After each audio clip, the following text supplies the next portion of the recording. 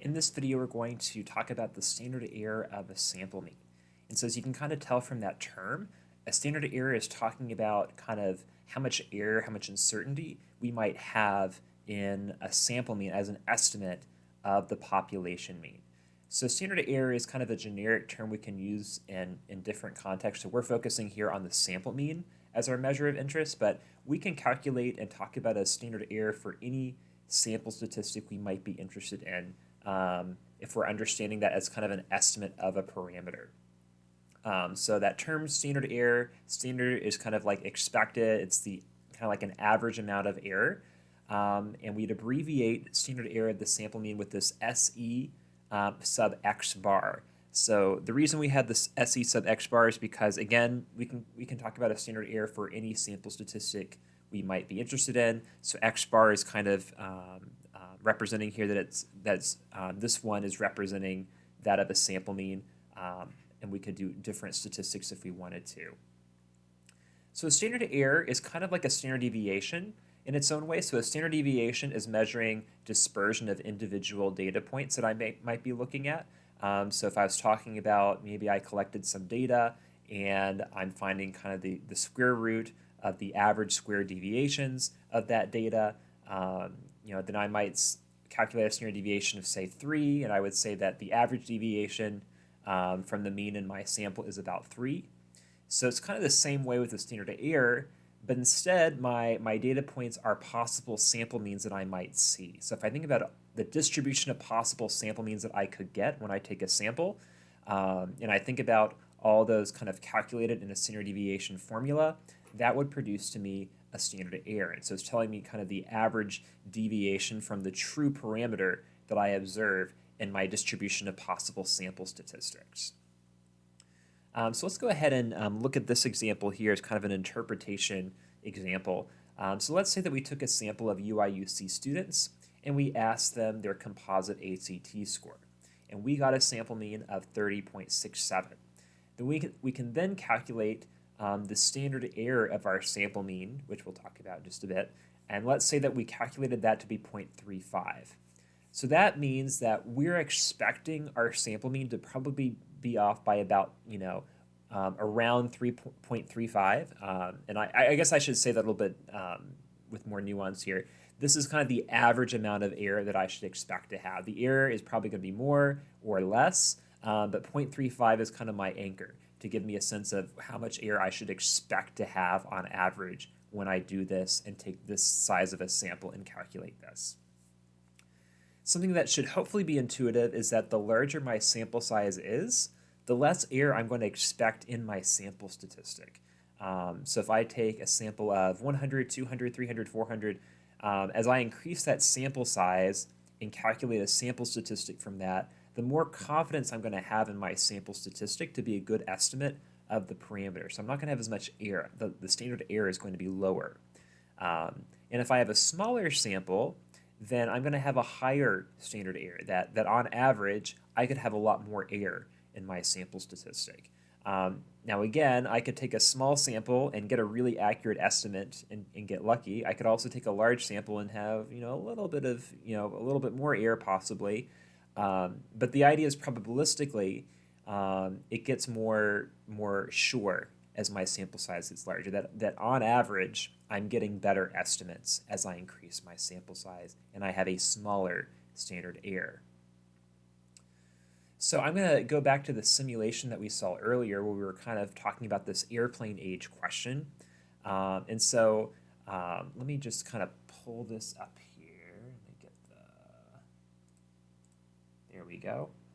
So this is not exactly what I did in the other video, but I've just kind of recreated it where we have a distribution of ages for when people first rode on an airplane. And we just kind of made it up. We don't really know what this distribution looks like, but let's just pretend this is it. So most people are riding on an airplane, relatively early. A lot of people probably between like age, 3, 4, and a lot around kind of like 8 to 12, 13. So I don't really know exactly what it's supposed to look like, but I'm just going to kind of go with this as my guess, and that as people get older and older, we're seeing fewer and fewer folks riding on an airplane for the first time. So, what is the standard deviation of ages in this population based on this particular distribution?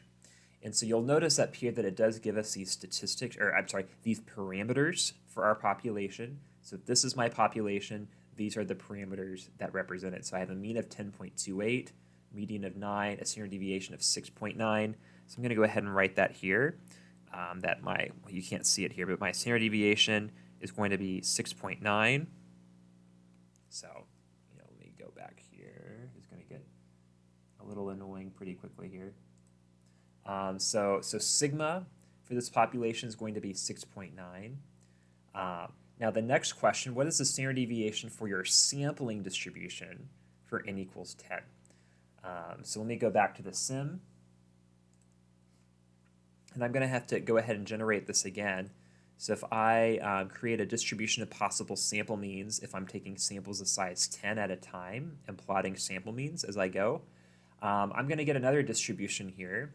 It's also going to be centered at 10.28, but there's going to be a lot less variability here in my sample means because my sample means are trying to estimate the parameter. So I'm not going to get sample means over here. I'm not going to get sample means over here. I'm going to get sample means clustered more around where the parameter is. And you'll notice that this standard deviation is 2.18. So let me go back here. Put that down. So here, the standard error for x bar is about 2.18. So standard error of x bar is the standard deviation of my sample means again. So that's why it's given that label there on that sim. So now let's go ahead and fill in the blank. If we're a randomly generated sample mean from this population, where our sample size is 10, the expected error in our sample mean is going to be about 2.18. So if I take a sample of size 10, ask those people the first time they took a ride on an airplane, and take my sample mean from that, my expected error in that sample mean is 2.18. Again, I might be closer than that, I might be farther than that, but this is kind of the average amount of error that I'm going to see over time doing this. All right. Now, what is the standard deviation for your sampling distribution for n equals 25? So what if we increase the sample size? How is that going to change things? So what I'm going to do here is change this to mean, and then I'm going to take 100,000 sample means at a time, and you'll kind of notice here that the distribution of possible sample means is a lot smaller or it's a lot narrower and clustered when I have a larger sample size. And so if I kind of take myself out of the way for a second, I'll just kind of move myself over here. My standard deviation is 1.38. So let me put this back. So here, the standard error of x bar, and this is for n equals 10, this is for n equals 25, is going to be 1.38. So for a randomly generated sample mean from this population, where our sample size is 25, the expected error in our sample mean is 1.38. So again, I could be farther. I could get a bad sample mean, sort of, with the larger sample size. But in general, I expect the error to be lower. If I were to repeatedly do this and compare it to taking samples of 10 and taking sample means, the sample sizes of 25 should in general be giving me more accurate sample means with less error overall. Now, there is a formula for calculating the standard error of the sample mean, and it's going to be the sigma value, so the standard deviation of our population divided by the square root of the sample size that I'm taking. And so we can kind of verify this by calculating this formula for each of these cases. So the standard error of x bar for n equals 10 should be the standard deviation of my population, 6.9, divided by the square root of 10. And similarly, the standard error of x bar for n equals 25 should be 6.9 divided by the square root of 25. So if I calculate each of these things out, they should approximately match what I just found here. It could be off by a very tiny amount just because there's some rounding involved in the sim, and I'm only, I'm not doing infinite number of samples, so it could be off by like maybe 0.01, but this one actually comes out to 2.18. So that matches, and then the 6.9 divided by the square root of 25, which is just 5, is also going to give me 1.38 on the dot. So that did actually come out pretty good. So this formula, so one thing we're not doing in this class is deriving why this formula works all the time. We're kind of waving our hands a little bit on this one. But what we do care about is that we just know that this formula works, and we can use this to calculate the expected error in our sample mean, given our sample size, and given this is the standard deviation in the population already. If we know those two things, we can always create this value. And so we can kind of add on to this, that the distribution of the sample mean is always going to be centered with the mean of the parameter. It's going to be centered around the parameter. It's going to be normally distributed most of the time if we have large enough sample sizes that we're taking, or the shape of the distribution is already kind of symmetric or normal or something. So it's going to be normally distributed with the mean of the parameter and a standard deviation of this value right here, of this calculation that we just saw, which is pretty cool if you think about it, right? So if all I have is my sample and my sample mean, then I know the distribution that sample mean should fall in, and that's going to be really helpful when we get to inference in the next chapter. However, it's not quite as easy as that, because there's one problem with this setup here, and that is that I'm assuming that I know what sigma is, that I know what the population standard deviation is, and truthfully, I'm probably not going to know what that is if I'm doing inference. So if I only have my sample information and I'm trying to make a judgment about the parameter of this population based on the sample information that I have, why would I know what the population standard deviation is? So instead, what I have is the sample standard deviation. So the standard deviation of the sample of data that I have, and I could kind of use that as an estimate for sigma. And if my sample isn't too small, then it might be a reasonable estimate of sigma.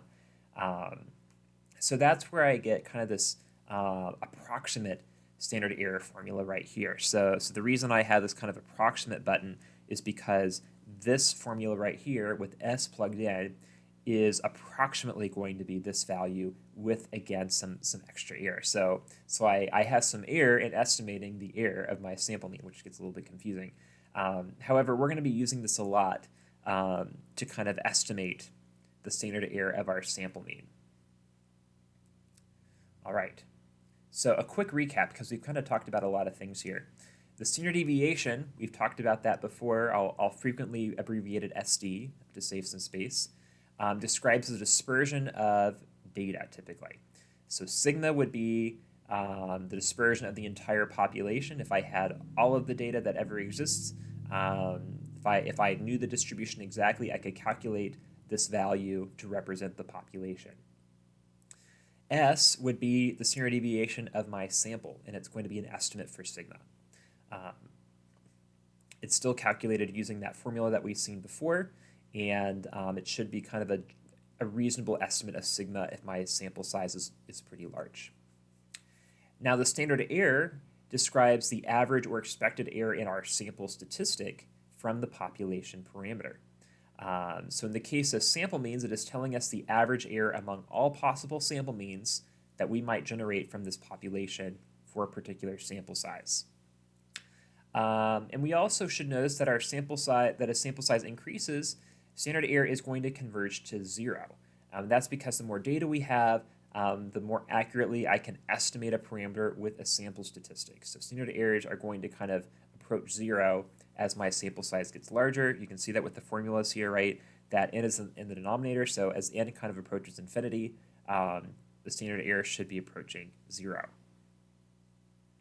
And then it's not really down here, but then just kind of this last word of there exists kind of this true standard error, if we can call it that, that would be calculated with sigma. However, most of the time we're going to be using this kind of approximated standard error formula using S to stand in for sigma. And we'll talk about in the next chapter a little bit more about how that matters and how we kind of account for that estimation error. All right, so let's take another example here. Let's say that we're investigating the average amount of arrival delay for US domestic flights. We magically know, we magically take a sample of 100 flights and record when they arrived with respect to their scheduled arrival time. In our sample, the mean discrepancy was 14 minutes delayed. The standard deviation of arrival time discrepancies came out to be 18 minutes for our sample. Okay, so we have this question of, on average, how delayed or how much discrepancy do US flights typically have from their scheduled departure time? I can't answer that question without having all the data, but I can make a reasonable kind of, estimate or, a claim about this, this parameter by taking a sample down. So I took a sample of 100 flights. I recorded the average kind of scheduled discrepancy, and I found that the average discrepancy for my sample of 100 flights was 14 minutes. And I also calculated the standard deviation of arrival time discrepancies to be about 18 minutes in my sample. So first, what I'm going to do is sketch what I think the distribution of arrival discrepancies might look like. So this is kind of like what we did with the airplane age question, where I'm gonna journey a little bit higher on the screen here. I'm gonna go way up here. So I'd encourage you to do this on your own, but essentially what we want to do is to kind of draw a distribution of what we think the distribution of arrival discrepancies might look like. I'm going to go ahead and venture out here that I think there's going to be some that are ahead of time, some that are behind time, right? So I'm going to put 0 on here with the recognition that some will come early, that I'll represent as negative, some will come late, which I'll represent as positive. But feel free to pause the video for a second and kind of draw your own distribution to think about what this population might look like. Meanwhile, I'm going to kind of center it around 0, or I should not center, but I'm going to kind of put the peak around 0 with, a hefty amount kind of pretty close, and then it's really going to trail off here. And then I'm going to have this kind of linger out in terms of delay, because I think this is going to be a really right-skewed distribution. So maybe this is about 20, this is about 40. So I think this distribution is going to look something like this. Maybe a minus 20, but really we're not going to get past like more than 30 or 40 minutes late. 30 or 40 minutes early. That doesn't seem like it's just going to happen. So this is my guess for what this distribution of arrival discrepancies might look like. Next, we're going to sketch what we think the distribution of sample means might look like if we're taking samples of size 100. So again, this is a good opportunity for you to think about this one. So before I draw anything, I'd encourage you to pause the video and just kind of think on your own. If, given the distribution that you drew, or that I drew if you want, what do you think the distribution of possible sample means would look like if we're taking samples of size 100?